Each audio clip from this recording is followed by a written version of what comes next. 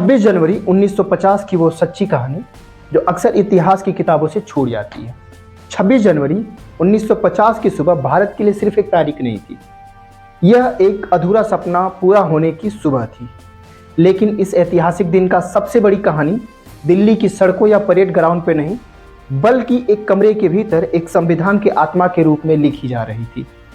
आधी रात से पहले की बेचैनी, यानी 25 जनवरी 1950 की रात, संविधान सभा की इमारतों में रोशनी अभी बुझी नहीं थी। देश आजाद हो चुका था, लेकिन गणराज्य अभी भी जन्म नहीं लिया था। संविधान के अंतिम मसौदे की हर एक धारा, हर एक शब्द को एक बार फिर से देखा जा रहा था, क्योंकि अगर एक भी गलती रह जाती तो उसका असर करोड़ों भारतीयों की जिंदगी पर पड़ता। इसी रात एक असामान्य निर्णय लिया गया। आखिर 26 जनवरी ही क्यों? भारत के पहले राष्ट्रपति डॉक्टर राजेंद्र प्रसाद ने जब शपथ ली तो एक बात स्पष्ट किया। 26 जनवरी 1950 कोई संयोग नहीं था, बल्कि 26 जनवरी 1930 को पंडित जवाहरलाल नेहरू ने लाहौर के एक अधिवेशन में पूर्ण स्वराज की घोषणा की थी।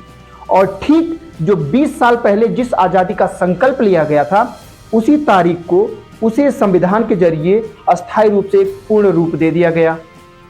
यह सिर्फ सत्ता का हस्तांतरण नहीं था, यह आत्मसम्मान की निरंतरता थी। 26 जनवरी 1950 की सुबह 10:18 पर इतिहास का सबसे बड़ी शांति क्रांति हुई।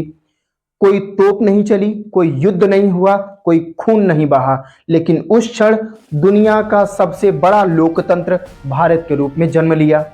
डॉक्टर राजेंद्र प्रसाद ने राष्ट्रपति पद की शपथ ली और भारत ब्रिटिश काउंसिल से पूरी तरीके से मुक्त हो गया।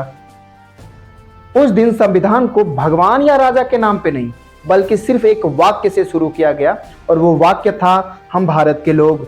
यह इतिहास में पहली बार था जब सत्ता का स्रोत किसी जनता को दिया गया था। यह एक कानूनी पंक्ति नहीं, बल्कि एक क्रांतिकारी घोषणा थी।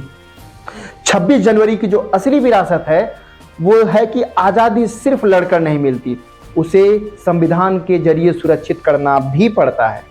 और लोकतंत्र की असली ताकत शोर में नहीं, सिद्धांतों में होती है। दोस्तों, 15 अगस्त ने हमें आज़ाद किया, लेकिन 26 जनवरी ने हमें अपना अधिकार दिया, हमें अपनाया। जय हिंद।